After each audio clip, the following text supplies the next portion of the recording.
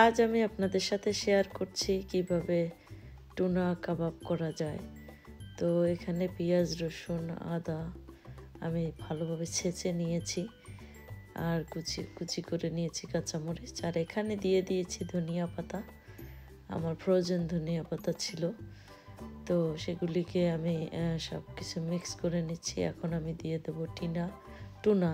এটা টিনের মধ্যে আছে, তো এই টিনগুলি কেটে আমি টুনা এর মধ্যে অ্যাড করে দেবো। 2টা কৌটো আমি এখানে ইউজ করব। আর টুনা কাবাবটা খেতে খুবই ভালো লাগে, বাসায় করে নিতে পারেন। তো এখন আমি একটা এগ অ্যাড করছি। এখন দিয়ে দিচ্ছি সামান্য সল্ট। সব কিছু একসাথে মশলা দিয়ে দেব এখন আমি। তো এখানে দিয়ে দিচ্ছি মরিচের গুঁড়া 1 টিস্পুন, হলুদের গুঁড়া 1 টিস্পুন, জিরার গুঁড়ো 1 টিস্পুন,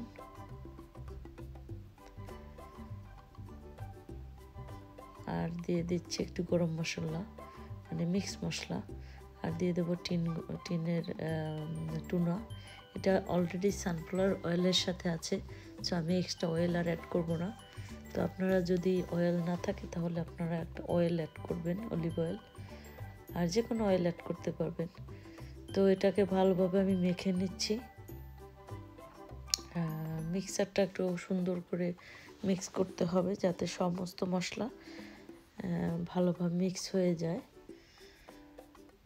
যেটা বলছিলাম যে টুনার কাবাবটা খুবই করা ইজি এবং খেতেও খুব মজা হয়, আর বাচ্চারা খুব প্রিফার করে কারণ এটার মধ্যে বোনলেস, কোনো কাটা থাকে না, তো ওরা খেতেও পছন্দ করে। এখন আমি দিয়ে দিছি কর্নফ্লাওয়ার, আর দিছি বেসন, আর দিলাম ময়দা।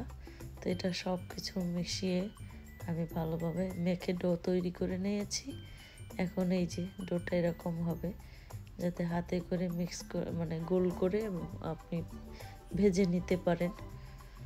তো এভাবেই খুব সহজেই করা যায় টুনার চপ। সোজা বাংলায় যদি বলি টুনা বড়া, আমাদের দেশে তো এটাকে বড়া বলে, আর এখানে কাবাব বলে।